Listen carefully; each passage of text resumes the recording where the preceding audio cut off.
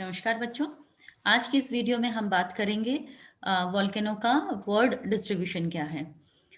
Volcano के बारे में बहुत सारी चीज़ों के जानने के बाद हमारे लिए बहुत ज़रूरी हो जाता है कि आखिर पूरी पृथ्वी पर ऐसे कौन से स्थान हैं जहाँ पर वोल्केनिक इरप्शंस होते हैं, रेगुलर होते हैं। कुछ जगह एक आधी बार हुआ, उसके बाद कभी भी नहीं हुआ, और कुछ ऐसी जगह ऐसी भी हैं बेटा जहाँ पर जो जो वोल्केनो को देखते हुए बहुत ज़्यादा स्थिर हैं, जहाँ पर वोल्केनिक इरप्शन की संभावनाएं न्यून है या नहीं के बराबर है। तो चलिए हम जानते हैं कि वो विश्व के कौन-कौन से प्रदेश हैं जहाँ पर जहाँ पर जो वोल्केनो है वो ज़्यादा आते हैं, और कौन से ऐसे प्रदेश हैं जहाँ पर वोल्केनो बहुत कम आते हैं और क्यों आते हैं। ये चीज़ भी हम आज के इस लेक्चर में समझेंगे। तो ये आपके सामने जो एक मैप दिखाई दे रहा है बेटा आपको, इसके अंदर वर्ड मैप है ये, और वर्ड मैप के अंदर ही आपको रेड कलर के स्पॉट्स दिखाई दे रहे होंगे।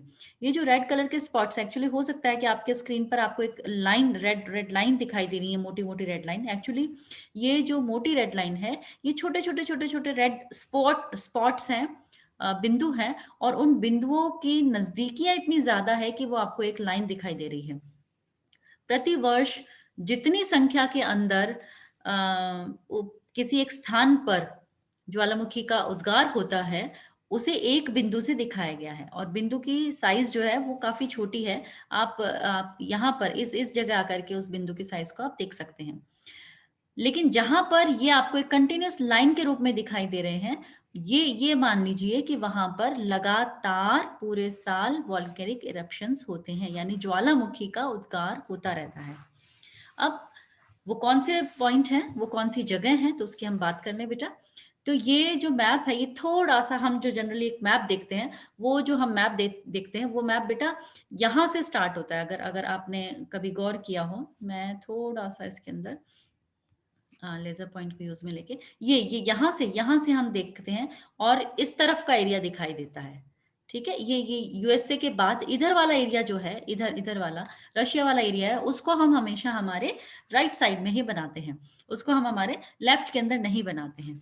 इसके अंदर हमने इसको ऐसा क्यों किया है, सिर्फ ये बताने के लिए कि ये जो पूरा का पूरा एरिया है, इस पूरे एरिया के अंदर एक कंटिन्यूअस बेल्ट है ये एक।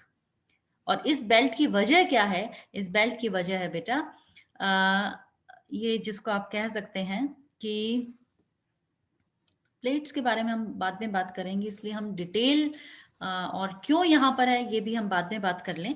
आज तो हम ये देख लेंगे कि यहाँ पर स्थित है और इसे हम कहते क्या हैं। वेल, ये हमारा जो है, ये पैसिफिक ओशन है, पैसिफिक ओशन। अब ये जो पैसिफिक ओशन है, यानी प्रशांत महासागर है।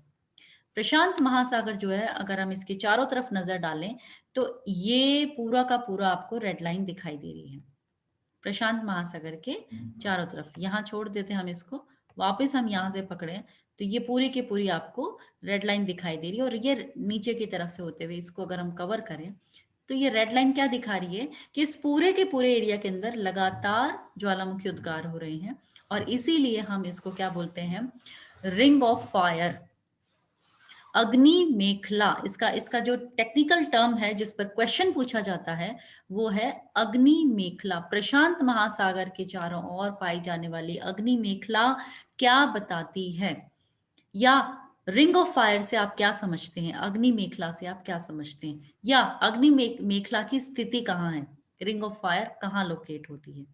ये बहुत सारे क्वेश्चंस इससे रिलेटेड पूछे जाते हैं। सबसे पहली चीज, अगर अग्नि मेखला के से आप क्या समझते हैं या ये कहाँ लोकेट है, तो आप कहेंगे यहाँ पर कि अग्नि मेखला जो है वो परिप्रशांत मेखला है, प्रशांत महासागर के चारों तरफ सरकम पैसिफिक रिंग है ये एक। इसको इंग्लिश में हम क्या कह रहे हैं, सरकम पैसिफिक रिंग, परिप्रशांत मेखला। ओके, रिंग फॉर्म में है, प्रशांत महासागर के चारों ओर है। Okay, why it is called अग्नि मेखला, या इसको हम रिंग ऑफ फायर क्यों कह रहे हैं, इसलिए हम कह रहे हैं क्योंकि एक्टिव वॉल्केनो जो है वो इस पूरे की पूरी बेल्ट के अंदर मौजूद है। अगर एक्टिव वॉल्केनो यहाँ पर है, तो लगातार यहाँ से लावा गैसेस निकलते रहते हैं, हाई टेम्परेचर रहता है, और ऐसा ऐसा देखने में ऐसा लगता है कि आग की चारों तरफ कोई ना कोई रिंग बनी हुई है। बात समझ में आ गई। अग्नि मेखला क्यों कह रहे हैं हम इसको, रिंग क्यों कह रहे हैं हम, क्योंकि ये चारों तरफ फैली हुई है। अग्नि मेखला क्यों कह रहे हैं, हाई टेम्परेचर रहता है। क्यों हाई टेम्परेचर रहता है, क्योंकि जितने भी इसके चारों तरफ पर्वतीय स्थान हैं वहां से लगातार वॉल्केनिक इरप्शन होता रहता है, ज्वालामुखी उद्गार होता रहता है। ठीक है, और लोकेशन हमने बात कर ही ली कि ये प्रशांत के चारों तरफ, प्रशांत महासागर के चारों तरफ मौजूद है। तो एक लोकेशन जो है वो ज्वालामुखी की वो क्या हो गई, वो हो गया परी प्रशांत मेखला, राइट। दूसरी जो इंपॉर्टेंट है वो इंपॉर्टेंट क्या है, अंतर महाद्वीपीय मेखला या अंतर महाद्वीपीय क्षेत्र। अंतर महाद्वीपीय क्या है, आप देख रहे हैं, ये कौन सा महाद्वीप है बेटा, ये यूरोपियन महाद्वीप आ गया। और ये वाला कौन सा महाद्वीप है, ये हमारा हो गया अफ्रीका। अफ्रीका और यूरोप के बीच में से ये लाइन जाती है जो बहुत सारे इनको क्रॉस करती हुई जाती है। ठीक है, ये कहां से कहां आ गई, फिर ये आ जाती है कुछ पॉइंट्स को मिलाते हुए, क्रॉस करते हुए, और ये पुनः लाइन आकर के और परिप्रशांत मेखला के अंदर मिल रही है। ठीक है, ये कौन सी हो गई, अंतर अंतर महाद्वीपीय। अंतर महाद्वीपीय मतलब महाद्वीप के बीच में से जाती हुई जो रेखा है वहां पर पाया जाना। एक और इंपॉर्टेंट लाइन आप देख रहे होंगे, और वो इंपॉर्टेंट लाइन है आपकी अफ्रीका के नीचे वाला ये वाला पार्ट। ठीक है, ये रिफ्ट वैली वाला एरिया है। रिफ्ट वैली के पास में ये पूरी की पूरी जो लाइन है, यहां पर भी लगातार ज्वालामुखी उद्गार है। तो तीन इसके इंपॉर्टेंट लोकेशन हो गई। विश्व में वितरण की अगर हम बात करें तो ज्वालामुखी तीन स्थानों पर पाई जाती है। पहली हमारी हो गई बेटा परिप्रशांत मेखला, और ज्यादातर जो सवाल आते हैं वो उसी से रिलेटेड आते हैं। दूसरी हमारी हो गई अंतर महाद्वीपीय रेखा, और तीसरी हमारी हो गई अफ्रीका के साउथ में, मतलब अफ्रीका के ईस्ट में, यानी कि पूर्वी अफ्रीकन क्षेत्र के अंदर। ठीक है, अब यहीं पर ही ज्वालामुखी क्यों आते हैं, इस चीज को समझने के लिए हमें हमारा जो टॉपिक होगा जिसमें हम प्लेट विवर्तनिकी या प्लेट टेक्टोनिक के बारे में बात करेंगे, वो तुम लोगों के लिए बहुत इंपॉर्टेंट रहेगा। और बहुत सारे सवालों के जवाब जो है, चाहे ज्वालामुखी से रिलेटेड हो, चाहे भूकंप से रिलेटेड हो, चाहे आइसोस्टेसी यानी समस्थिति से रिलेटेड हो, या इंटीरियर ऑफ द अर्थ से रिलेटेड हो, ये सारे सवालों के जवाब जो है वो हमें उस एक लेक्चर में मिलते हैं। तो प्लेट विवर्तनिकी आप जरूर देखिएगा। तो ये हमारा हो गया विश्व वितरण। अब हम बात कर ले ज्वालामुखी के लाभ और हानि। चूंकि बचपन से हम ये ज्वालामुखी के लाभ और ये हानि की बात तो हम करते ही आ रहे थे, पर कुछ स्पेसिफिक पॉइंट है जिन्हें हमें इस एज में आने के बाद जरूर लिखना चाहिए, तो हम बात करेंगे। ये ओके, परिप्रशांत मेखला, दूसरा मध्य महाद्वीपीय मेखला, तीसरा ये द्वीपीय प्रदेश, कुछ द्वीपों के ऊपर भी ये चीज पाई जाती है, तो ये हमने यहाँ पर मेंशन कर दिया। ओके, ज्वालामुखी, और हम सबसे पहले हम लाभ की बात कर लेते हैं। ये प्राकृतिक सुरक्षा वॉल्व है। प्राकृतिक सुरक्षा वॉल्व का मतलब, अगर आप लोगों ने प्रेशर कुकर अगर आपने देखा है तो प्रेशर कुकर के ऊपर एक विशल, एक सीटी लगी होती है। जब अंदर ज्यादा प्रेशर हो जाता है, भाप निकलने की जगह नहीं रहती है, तो वो क्या, वो सीटी तेजी से ऊपर हो जाती है और हमें पता चल जाता है कि अंदर जो सामान है वो उसने पहली सीटी दे दी है या वो पकने की स्थिति में आ रहा है। अगर कुकर की सीटी खराब हो जाए, यानी वो पार्ट अगर ब्लॉक हो जाए, उसकी हवा ना निकले, तो क्या होगा, कुकर ब्लास्ट हो जाएगा। हाँ बेटा, यानी एल्यूमिनियम या स्टील से बना हुआ कुकर ब्लास्ट हो जाता है छोटे से प्रेशर की वजह से।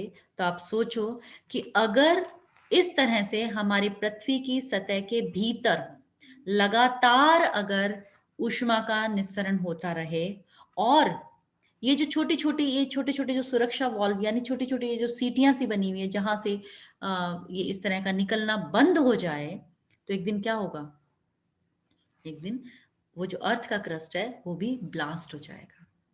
तो ये नेचुरल हमें जो जो हीट अंदर बन रही है उसको बाहर निकालने का काम करते हैं। ये हमारे लिए बहुत ही बेनिफिशियल है।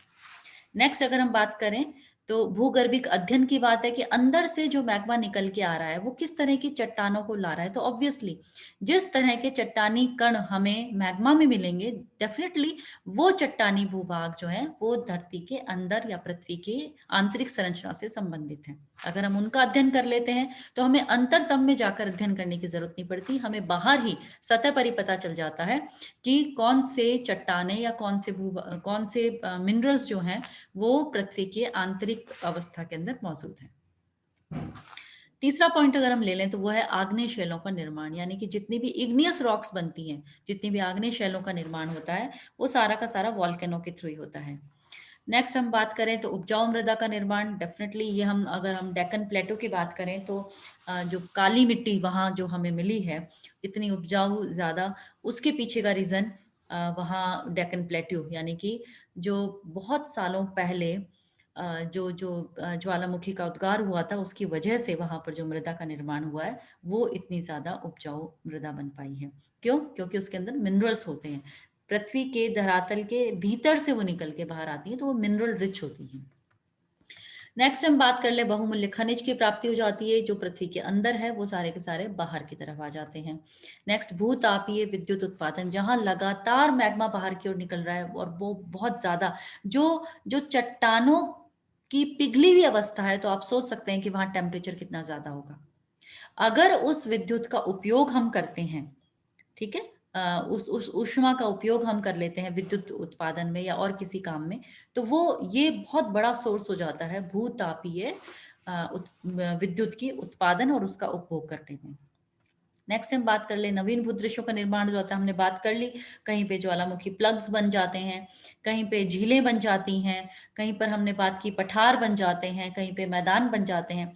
तो ये नवीन जो भूदृश्य हैं ये सारे के सारे वॉल्केनो की वजह से बन जाते हैं।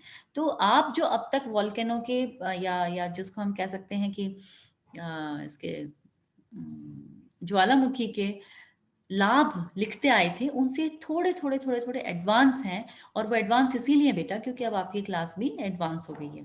नेक्स्ट, पर्यटन स्थानों का विकास, लोग ऐसी जगह पे घूमने जाना चाहते हैं जहां पर लगातार या तो उद्गार हो रहे हो या उद्गार होने से कोई नई संरचना बनी हो। लेकिन इसके साथ साथ बहुत सारी हानियां भी हैं। और वो हानियां क्या है? पहली, विनाशकारी विस्फोट अगर होता है तो बहुत ज्यादा मात्रा में जान और माल का नुकसान हो जाता है तेजी से। स्पेशली जो जो जो लगातार चालू हैं, जो लगातार जागृत अवस्था में है, उनमें तो दिक्कत नहीं है, लेकिन जो शांत पड़े हैं, जिनमें बहुत लंबे समय से ज्वालामुखी उद्गार नहीं हुआ है, अगर उनमें एकदम से विस्फोट होता है तो पता नहीं होता बेटा, उनके आसपास बहुत सारे लोग रहने लग जाते हैं, तो उनका नुकसान जो है वो हमें होता है। नेक्स्ट हम बात करें कि लावा, मान लीजिए किसी खेत में फसल है और अगर तेजी से लावा आता है और वो उसको उसके ऊपर बिछ जाता है, तो हमारी उगी उगाई फसल जो है उसका नुकसान हो जाता है। लावा के प्रवाह से बहुत सारी जगह पर गाड़ियां खड़ी होती हैं, लोगों के मकान होते हैं, उन सारों का नुकसान हो जाता है। नेक्स्ट, तीव्रता के साथ अगर लावा बाहर आता है तो वो आसपास की चट्टानों में कंपन पैदा करता है, यानी भूकंप आ जाता है, और भूकंप से जितनी भी हानियां होती हैं वो इसके साथ जुड़ जाती हैं। सुनामी की उत्पत्ति, ये बहुत इंपॉर्टेंट है। अगर इस तरह का विस्फोट महासागरीय स्थल के आसपास होता है, जैसा मैंने बताया परिप्रशांत मेखला है, यानी प्रशांत महासागर के आसपास है, तो वहां पर अगर ये इस तरह की चीज बहुत तीव्रता के साथ होती है तो वो सुनामी को भी ले आता है। और इस तरह की एक सुनामी की जो विटनेस है वो भारत का केरल का जो तट है वो कुछ सालों पहले रहा था। तो ये सारी हानियां और लाभ जो हैं वो हमें ध्यान में रखते हुए अपने सवालों का जवाब देना चाहिए। उसके बाद लास्ट है, विस्फोट के दौरान बहुत बार जहरीली गैसों का भी रिसाव होता है। एक्सपेरिमेंट के लिए या रिसर्च के लिए जो लोग जाते हैं वो इससे उनको बहुत ज्यादा हानि पहुंचती है।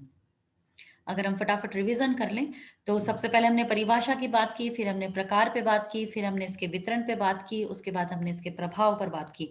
एक डायग्राम ये आपके सामने है, आप स्क्रीनशॉट ले लें बेटा, अगर आप मोबाइल पर हैं तो स्क्रीनशॉट लेकर के, इसमें 1 2 3 4 5 6 और 7 नंबर्स डले हुए हैं। इन 7 नंबर्स की कोशिश करें अपने हिसाब से इस लेक्चर को देखते हुए कि ये कौन कौन सी भू आकृतियां वॉल्केनो के द्वारा बनी हैं, ताकि आपको पता चल जाए कि किस तरह से आपका ये लेक्चर जो है वो रेडी हुआ है या नहीं हुआ है। तो ये जो था ये हमारा आज का टॉपिक, ये जो हमारा कंप्लीट होता है ज्वालामुखी, और उसके बाद हम हमारे नेक्स्ट वीडियो के अंदर नया टॉपिक लेकर के आएंगे। और आशा है ये टॉपिक आपको पूरा अच्छे से समझ में आ गया होगा। थैंक यू बेटा।